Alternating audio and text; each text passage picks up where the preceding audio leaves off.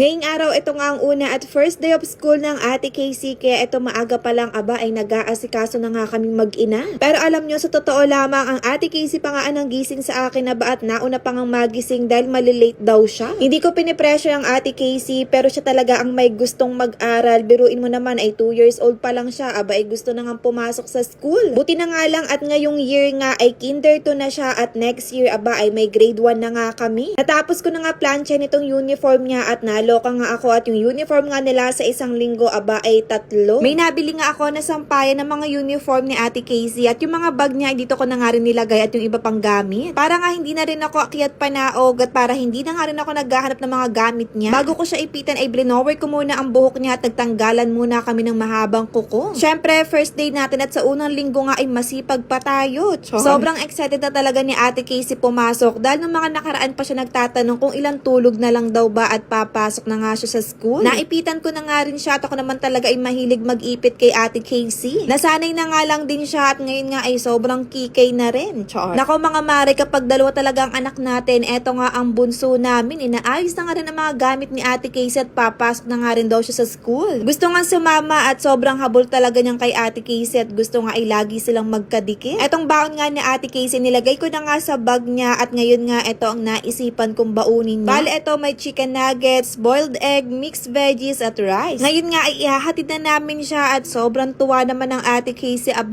may pag-kiss pa. Pagdating namin dito sa school ay sakto lang naman yung oras at hindi nga kami na late. Syempre sa unang araw talaga namang nasa loob tayong mga nanay pero maya-maya lang din ay pinalabas na nga ako ni Ate Casey. Hindi ko na nga in-expect na mag-iiyakan kami ni Ate Casey dito sa loob ng classroom dahil si Ate Casey talaga ang gustong mag-aral. Masaya naman ang kanyang first day at naubos pa nga ang kanyang bao. At na nga at sa unang araw ng klase niya ay may 2 star pa at pinakita pa nga sa akin. Sakto nga at nahihilig na rin sa purple ang Ate Casey at kinagabihan nga ito talaga ang ginawa ko bago ang pasukan. Meron kasi ako nabili na lagayin nga ng mga uniform ni Ate Casey at isasampay ko na lamang pero ang Daddy Jason na nga lang ang pinag-assemble ko. Kako nga kasi sumakit ang ulo ko ay siya na nga ang mag-assemble. Ito na nga at mas organized na ang mga gamit ni Ate Casey at mas lalo nga siya na-excite pumasok araw-araw.